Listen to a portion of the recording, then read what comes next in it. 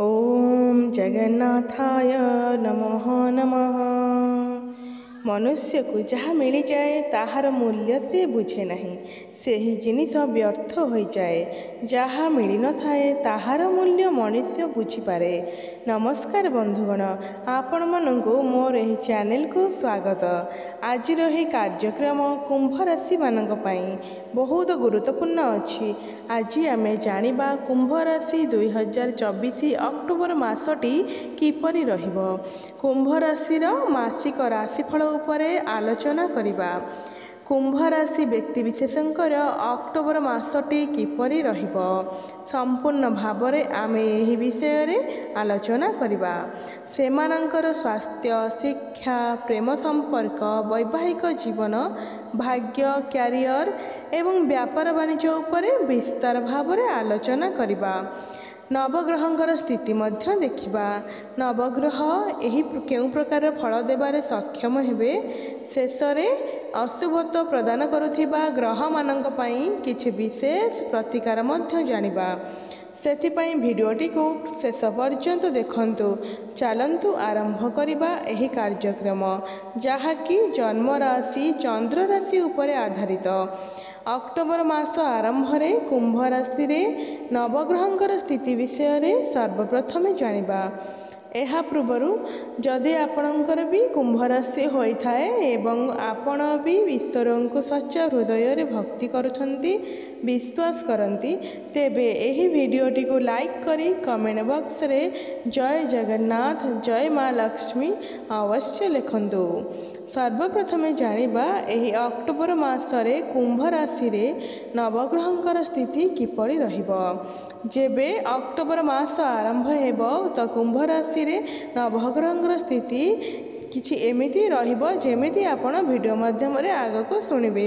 ବନ୍ଧୁଗଣ, ରାଶିଚକ୍ରର 11ତମ ରାଶି ହେଉଛି କୁମ୍ଭ ରାଶି ଏବଂ ଆପଣଙ୍କର ରାଶିର ଅଧିପତି ହେଉଛନ୍ତି ଶନିଦେବ।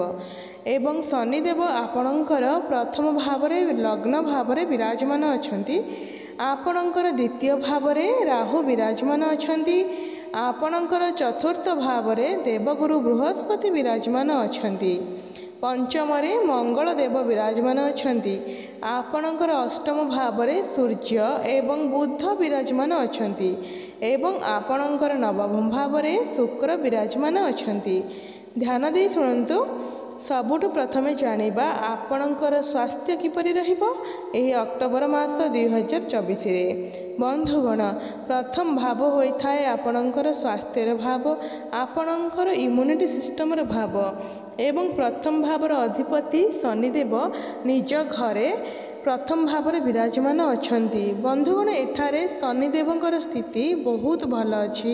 ଶନିଦେବ ଏଠାରେ ମଜବୁତ ଅବସ୍ଥାରେ ଅଛନ୍ତି, କିନ୍ତୁ ବକ୍ରିୟ ଅବସ୍ଥାରେ ଅଛନ୍ତି। 14 ନଭେମ୍ବର ପର୍ଯ୍ୟନ୍ତ ଆପଣଙ୍କର ସ୍ୱାସ୍ଥ୍ୟ ଏହି ମାସରେ ଠିକ୍ ତ ଅଛି, କିନ୍ତୁ ଆପଣ ବେଳେବେଳେ ଭାବିପାରନ୍ତି ମୋତେ କିଛି ରୋଗ ହୋଇଯିବ କି, ମୋର କିଛି ସ୍ୱାସ୍ଥ୍ୟ ଖରାପ ହୋଇଯିବ କି, କିନ୍ତୁ ଆପଣଙ୍କର ସ୍ୱାସ୍ଥ୍ୟ ଭଲ ଥିବ। କାହିଁକି ନା ଏଠାରେ ଶନିଦେବ ବକ୍ରିୟ ହୋଇକି ଆପଣଙ୍କର ଦ୍ୱାଦଶ ଭାବରେ ଫଳ ଦେଉଛନ୍ତି। ଆପଣଙ୍କର ଓଭର ଥିଙ୍କିଂ କରିପାରନ୍ତି, ଅଧିକ ଭାବିପାରନ୍ତି। ଏଠାରେ ଶୁକ୍ର ନିଜ ଘରେ ବିରାଜମାନ ଅଛନ୍ତି, ବୁଧ ମଧ୍ୟ ନିଜ ଘରେ ଅଛନ୍ତି ଏବଂ ମଙ୍ଗଳ ଆପଣଙ୍କର ପଞ୍ଚମରେ ଅଛନ୍ତି। ଆପଣଙ୍କର ଟିକେ ପେଟଜନିତ ସମସ୍ୟା ସମୟ ସମୟରେ ଦେଖା ଦେଇପାରେ, ଗ୍ୟାସ୍ ଭଳି ସମସ୍ୟା ଦେଖା ଦେଇପାରେ। ସେଥିପ୍ରତି ଆପଣ ଆପଣଙ୍କର ଖାଦ୍ୟପେୟ ଉପରେ ଟିକେ ନିୟନ୍ତ୍ରଣ ରକ୍ଷା କରନ୍ତୁ, ନହେଲେ ଏହି ମାସରେ ଆପଣଙ୍କର ସ୍ୱାସ୍ଥ୍ୟ ବହୁତ ଭଲ ଅଛି। ଏବେ ଜାଣିବା ଆପଣଙ୍କର ଶିକ୍ଷା କ୍ଷେତ୍ର କିପରି ରହିବ ଏହି ଅକ୍ଟୋବର ମାସ 2024ରେ। ବିଦ୍ୟାର୍ଥୀମାନଙ୍କ ପାଇଁ କିପରି ରହିବ। ବନ୍ଧୁଗଣ, ପଞ୍ଚମ ଭାବ ହୋଇଥାଏ ଆପଣଙ୍କର ଶିକ୍ଷା କ୍ଷେତ୍ରର ଭାବ ଏବଂ ପଞ୍ଚମ ଭାବର ଅଧିପତି ହେଉଛନ୍ତି ବୁଧ ଏବଂ ବୁଧ ଆପଣଙ୍କର ଅଷ୍ଟମ ଭାବରେ ବିରାଜମାନ ଅଛନ୍ତି, ନିଜ ଘରେ ବିରାଜମାନ ଅଛନ୍ତି। ଏହି ମାସରେ ଆପଣଙ୍କର ଶୁକ୍ରଙ୍କର ସ୍ଥିତି ବହୁତ ଭଲ ଅଛି, ବୁଧ ମଧ୍ୟ ଭଲ ସ୍ଥିତିରେ ଅଛନ୍ତି, କିନ୍ତୁ କେତୁଙ୍କ ସହିତ ଅଷ୍ଟମରେ ଅଛନ୍ତି ଏବଂ ଆପଣଙ୍କର ପଞ୍ଚମରେ ମଙ୍ଗଳ ବିରାଜମାନ ଅଛନ୍ତି। ଆପଣଙ୍କର ପାଠପଢ଼ା ବହୁତ ଭଲ ରହିବ, କିନ୍ତୁ ଆପଣ ଟିକେ କନଫ୍ୟୁଜ୍ ହୋଇପାରନ୍ତି। ଆପଣ କ'ଣ ପଢ଼ିବେ କ'ଣ ନାହିଁ ଏଥିରୁ କନଫ୍ୟୁଜ୍ ହୋଇପାରନ୍ତି। ଦ୍ୱନ୍ଦ୍ୱ ବଢ଼ିପାରେ ଆପଣଙ୍କର। କିନ୍ତୁ ମଙ୍ଗଳ ଆପଣଙ୍କର ପଞ୍ଚମରେ ଥିବାରୁ ପାଠପଢ଼ାରେ ଆପଣଙ୍କର କନଫିଡେନ୍ସ ବଢ଼ିବ, ସାହସ ପରାକ୍ରମ ବଢ଼ିବ, ଆପଣଙ୍କର ମନ ପାଠପଢ଼ାରେ ଲାଗିବ। ପାଠପଢ଼ାରେ ଆପଣ ଧୀରେ ଧୀରେ ଉନ୍ନତି କରିବେ। ଯଦି ଆପଣଙ୍କର ଏହି ମାସରେ କିଛି ଏକ୍ଜାମ୍ ଅଛି, ଯଦି କିମ୍ବା ଆଡ଼ମିସନ୍ ନେବାକୁ ଆପଣ କେଉଁଠି ନେବାକୁ ଚାହୁଁଛନ୍ତି, ଉଚ୍ଚଶିକ୍ଷା କରିବା ପାଇଁ ବାହାରକୁ ଯିବାକୁ ଚାହୁଁଛନ୍ତି, ତାହେଲେ ନିଶ୍ଚୟ ଯାଆନ୍ତୁ, ଶୁଭ ଫଳ ପ୍ରାପ୍ତି ହେବ। ଏକ୍ଜାମ୍ରେ ଆପଣ ନିଶ୍ଚୟ ଭାବରେ ଉତ୍ତୀର୍ଣ୍ଣ ହେବେ। ଏହି ମାସରେ ଆପଣଙ୍କର ପାଠପଢ଼ାର ସ୍ଥିତି ବହୁତ ଭଲ ଅଛି। ଏବେ ଜାଣିବା ଆପଣଙ୍କର ପ୍ରେମ ଜୀବନ କିପରି ରହିବ ଏହି ଅକ୍ଟୋବର ମାସ 2024ରେ। ବନ୍ଧୁଗଣ, ପଞ୍ଚମ ଭାବ ହୋଇଥାଏ ଆପଣଙ୍କର ପ୍ରେମ ଜୀବନର ଭାବ, ଶିକ୍ଷାର ଭାବ ଏବଂ ସନ୍ତାନର ଭାବ ମଧ୍ୟ ହୋଇଥାଏ। ଏବଂ ପଞ୍ଚମ ଭାବରେ ମଙ୍ଗଳ ବିରାଜମାନ ଅଛନ୍ତି ଏବଂ ପଞ୍ଚମ ଭାବର ଅଧିପତି ବୁଧ ଆପଣଙ୍କର ଅଷ୍ଟମରେ ବିରାଜମାନ ଅଛନ୍ତି। ଦେଖନ୍ତୁ, ମଙ୍ଗଳ ହେଉଛନ୍ତି ଅଗ୍ନିତତ୍ତ୍ୱର ଗ୍ରହ। ମଙ୍ଗଳ ଆପଣଙ୍କର ପଞ୍ଚମ ଭାବରେ ବସି ଆପଣଙ୍କର ପାର୍ଟନରଙ୍କ ଭିତରେ ଟିକେ କ୍ରୋଧ ସ୍ୱଭାବକୁ ବଢ଼ାଉଛନ୍ତି। ଆପଣଙ୍କ ସହିତ ଯିଏ ବି ରିଲେସନସିପ୍ରେ ଅଛନ୍ତି, ଯିଏ ଆପଣଙ୍କର ପାର୍ଟନର ଅଛନ୍ତି, ତାଙ୍କ ଭିତରେ ଏହି ମାସରେ ଟିକେ କ୍ରୋଧ ଦେଖାଦେଇପାରେ, ଜିଦ୍ଦିପଣ ଦେଖାଦେଇପାରେ, ତାଙ୍କ ଭିତରେ ଆଗ୍ରେସନ୍ ଦେଖାଦେଇପାରେ। ସେ ତାଙ୍କର ନିଜର ମନ ମାନି ଚଳାଇ ପାରନ୍ତି, ଆପଣଙ୍କର କଥା କିଛି ବି ନ ଶୁଣିପାରନ୍ତି। କେବେ କେବେ ତ ଆପଣଙ୍କର ମନ ଡାଇଭର୍ଟେଡ଼ ହୋଇପାରେ। ଆପଣ ଭାବିବେ କି ଇଏ କ'ଣ ହେଉଛି ବୋଲି ଆପଣ କିଛି ବୁଝିପାରିବେ ନାହିଁ। କିନ୍ତୁ ଯେତେବେଳେ ବି ସମସ୍ୟା ଆସିଲେ ମଧ୍ୟ ଶନି ଆପଣଙ୍କର ବଳବାନ ସ୍ଥିତିରେ ଅଛନ୍ତି ଏବଂ ଶୁକ୍ର ଆପଣଙ୍କର ଭାଗ୍ୟ ଭାବରେ ଅଛନ୍ତି। ପ୍ରେମ ଜୀବନରେ ଯାହା ବି ସମସ୍ୟା ଆସିଲେ ମଧ୍ୟ ଆପଣ ତାକୁ ସମ୍ଭାଳି ନେବେ। ସମସ୍ୟା ଧୀରେ ଧୀରେ ଦୂର ହୋଇଯିବ। କିନ୍ତୁ ଏହି ମାସରେ ଆପଣ ଆପଣଙ୍କର ପାର୍ଟନରଙ୍କୁ ରାଗିକି କିଛି କଥା କୁହନ୍ତୁ ନାହିଁ, ନହେଲେ ସମସ୍ୟାରେ ପଡ଼ିପାରନ୍ତି। ତ ମୋଟାମୋଟି ଦେଖିବାକୁ ଗଲେ ଏହି ମାସରେ ଆପଣଙ୍କର ପ୍ରେମ ଜୀବନ 50% ଭଲ ଅଛି। ଏବେ ଜାଣିବା ଆପଣଙ୍କର ବୈବାହିକ ଜୀବନ କିପରି ରହିବ ଏହି ଅକ୍ଟୋବର ମାସ 2024ରେ।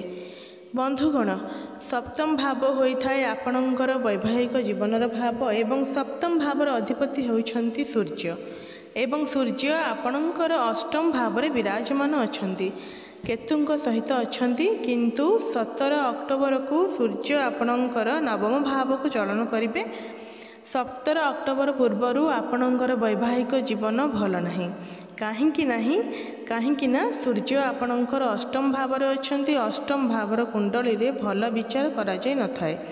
17 ଅକ୍ଟୋବର ପୂର୍ବରୁ ଆପଣ ଆପଣଙ୍କର ବୈବାହିକ ଜୀବନର ବିଶେଷ ଧ୍ୟାନ ରଖନ୍ତୁ। କୌଣସି ବି ଛୋଟ ଛୋଟ କଥା ବହୁତ ବଡ଼ ବଡ଼ ସମସ୍ୟା ଉପୁଜିପାରେ, ଏଥିପ୍ରତି ଆପଣ ଟିକେ ଧ୍ୟାନ ଦିଅନ୍ତୁ। ଆପଣଙ୍କ ଦୁଇ ଜଣଙ୍କ ମଧ୍ୟରେ କଳି ଝଗଡ଼ା, ମନମନାନ୍ତର ଭଳି ପରିସ୍ଥିତି ସୃଷ୍ଟି ହୋଇପାରେ। ହୁଏତ ଆପଣଙ୍କର ବୈବାହିକ ଜୀବନରେ ସମସ୍ୟା ଆସିପାରେ କିମ୍ବା ଆପଣଙ୍କର ପାର୍ଟନରଙ୍କର ସ୍ୱାସ୍ଥ୍ୟର କିଛି ସମସ୍ୟା ଆସିପାରେ। କିନ୍ତୁ 17 ଅକ୍ଟୋବରକୁ ଯେବେ ସୂର୍ଯ୍ୟ ଆପଣଙ୍କର ନବମ ଭାବକୁ ଚଳନ କରିବେ, ତ ଆପଣଙ୍କର ବୈବାହିକ ଜୀବନରେ ଯାହା ବି କିଛି ସମସ୍ୟା ଚାଲିଥିବ ତାହା ସବୁ ଦୂର ହୋଇଯିବ। ଆପଣ ଦୁଇ ଜଣଙ୍କ ଭିତରେ ଭଲ ପାଇବା ବଢ଼ିବ, ମଧୁର ସମ୍ପର୍କ ସ୍ଥାପନ ହେବ। ପୁଣି ଥରେ ବୈବାହିକ ଜୀବନରେ ସୁଖ ଫେରିଆସିବ। ଆପଣ ଦୁଇ ଜଣ ମିଶି କିଛି ପ୍ଲାନିଂ କରିପାରନ୍ତି, ବଡ଼ ଡିସିସନ୍ ମଧ୍ୟ ନେଇପାରନ୍ତି। ତ ମୋଟାମୋଟି ଦେଖିବାକୁ ଗଲେ 17 ଅକ୍ଟୋବର ପରେ ଆପଣଙ୍କର ବୈବାହିକ ଜୀବନର ସ୍ଥିତି ବହୁତ ଭଲ ଅଛି। ଏବେ ଜାଣିବା ସବୁଠାରୁ ଗୁରୁତ୍ୱପୂର୍ଣ୍ଣ ବିଷୟବସ୍ତୁ, ଯାହାକି ଆପଣଙ୍କର ଭାଗ୍ୟ, କ୍ୟାରିୟର ଏବଂ ବ୍ୟାପାର ବାଣିଜ୍ୟର ସ୍ଥିତି କିପରି ରହିବ ଏହି ଅକ୍ଟୋବର ମାସ 2024ରେ। ବନ୍ଧୁଗଣ, ନବମ ଭାବ ହୋଇଥାଏ ଆପଣଙ୍କର ଭାଗ୍ୟର ଭାବ ଏବଂ ଦଶମ ଭାବ ହୋଇଥାଏ ଆପଣଙ୍କର କ୍ୟାରିୟରର ଭାବ। ଏବଂ ନବମ ଭାବର ଅଧିପତି ଶୁକ୍ର ନିଜ ଘରେ ନବମ ଭାବରେ ବିରାଜମାନ ଅଛନ୍ତି। ବନ୍ଧୁଗଣ, ଏହି ମାସରେ ଶୁକ୍ରଙ୍କର ସ୍ଥିତି ବହୁତ ଭଲ ରହିଅଛି। ଏହି ମାସରେ ଭାଗ୍ୟ ଆପଣଙ୍କର ସାଥ ଦେବ, ଭାଗ୍ୟ ଆପଣଙ୍କର ପ୍ରବଳ ଅଛି। ଆପଣ କୌଣସି ବି ବଡ଼ କାର୍ଯ୍ୟର ଆରମ୍ଭ କରିପାରନ୍ତି କିମ୍ବା କୌଣସି ବଡ଼ ଇନଭେଷ୍ଟମେଣ୍ଟ କରିପାରନ୍ତି। ଆପଣ କୌଣସି ଯାନବାହନ, ଜମି ଜମା, ପ୍ରପର୍ଟି, ଭୂମି ଇତ୍ୟାଦି କ୍ରୟ ବିକ୍ରୟ କରିପାରନ୍ତି। ଭାଗ୍ୟ ବଳରେ ଆପଣ ସମସ୍ତ କାର୍ଯ୍ୟରେ ଉନ୍ନତି କରିବେ, ସଫଳତା ପ୍ରାପ୍ତି କରିବେ। ଆପଣ କମ୍ ପରିଶ୍ରମରେ ଅଧିକ ସଫଳତା ପ୍ରାପ୍ତି କରିବେ। सेयार मार्केट ट्रेडिंग एवं स्टॉक मार्केट रे आपण बहुत अधिक लाभ प्राप्ति हेब आकस्मिक धन प्राप्ति हेब आपण गृह में कौन शुभ मांगलिक कार्यर आयोजन हो पारे ताहले एही मासरे आपण जेते किछि बड़ कार्यर आरंभ करने को चाहूँगी ताहले निश्चय करंतु शुभफल प्राप्ति हेब। क्यारियर कथा हेबा जदि दशम भाव होइथाय क्यारियर भाव एवं दशम भावर अधिपति होउछंती मंगल एवं मंगल आपणकर पंचम भाव में विराजमान अछंती किंतु मंगल आपणकर 20 अक्टोबर को षष्ठ भाव को चलन करिवे एवं निचस्त होइजिवे। बंधुगण 20 अक्टोबर पूर्वर आपणकर क्यारियर क्षेत्र में आपण बहुत अधिक उन्नति करिवे। आपणकर काम करिवार तरीका आपणकर कॉन्फिडेंस साहस पराक्रम काम कार्य बहुत भल रहिबो कहीं केंद्र त्रिकोण राजयोग बनुअछि। मंगल आपण को काम कार्य बहुत अधिक साहाय्य करी सपोर्ट करेंगे। जो मैंने भी कौन चाकरी बाकरी प्रिपेयर होते कि चाकरी आशा रखुले तो से नूतन चाकरी प्राप्ति हो पारे प्रमोशन हेबार जोग बनुअछि। उपर ऑफिसरंकर सपोर्ट आपण को प्राप्ति हेब आपणकर समस्त काम कार्य बहुत सहज एवं सुरखुरी होइजिवो किंतु जेतबले मंगल आपणकर षष्ठ भाव को चलन करेंगे निचस्त हेबे तो आपणकर क्यारियर रे बहुत बड़ समस्या उपजी पारे आपणकर कॉन्फिडेंस बढ़ी कमी जाई पारे आत्मबल कमी जाई पारे आपणकर मन काम कार्य लगी न पारे आपणकर किछि लॉस होई पारे किंबा आपणकर कर्मक्षेत्र में कहा सहित आर्गुमेंट होई पारे एथिप्रति आपण विशेष ध्यान देबे। तो मोटामोटी देखा गले 20 अक्टोबर पर्यंत आपणकर क्यारियर बहुत भल अच्छी। व्यापार वाणिज्य कथा हेबा जदि सप्तम भाव होता है व्यापार वाणिज्यर भाव एवं सप्तम भावर अधिपति सूर्य आपणकर अष्टम भाव में विराजमान अच्छा किंतु 18 अक्टोबर को आपणकर नवम भाव को चलन करेंगे। बंधुगण एही मासरे 18 अक्टोबर पर आपणकर व्यापार वाणिज्य बहुत भल अच्छी डेली इनकम रे वृद्धि पाइब फाइनेंशियल ग्रोथ हेब आपण किछि नुआ व्यापार आरंभ करि पारंती आपणकर बैंक बैलेंस बढ़ी पारे दुकान रे ग्राहक बढ़ी पारंती। तो आपणकर व्यापार वाणिज्य 18 अक्टोबर पर बहुत भल अच्छी। एबे जानिबा आपणकर किछि उपाय विषय जहाँ को करबा द्वारा एही मासरे जहाँ भी किछि समस्या रहुअछि ताहा दूर होई पारे। सबुठु प्रथमेतः आपण प्रत्येक दिन हनुमान चालीसार पाठ करंतु एवं शनिवार दिन शनि मंदिर को जाई सोरिष तेलर दीपटीए अवश्य जलांतु शुभफल प्राप्ति हेब। कुकुर एवं पारा मानंकु किछि खाइबाकु दियंतु एवं प्रत्येक दिन सूर्य को जलाग्रह अर्पण करंतु शुभफल प्राप्ति हेब। आपणकर जीवन मंगलमय हेउ एहा मोर प्रभु जगन्नाथ निकट में एतिकी प्रार्थना। धन्यवाद रहुछि। नमस्कार। जय जगन्नाथ।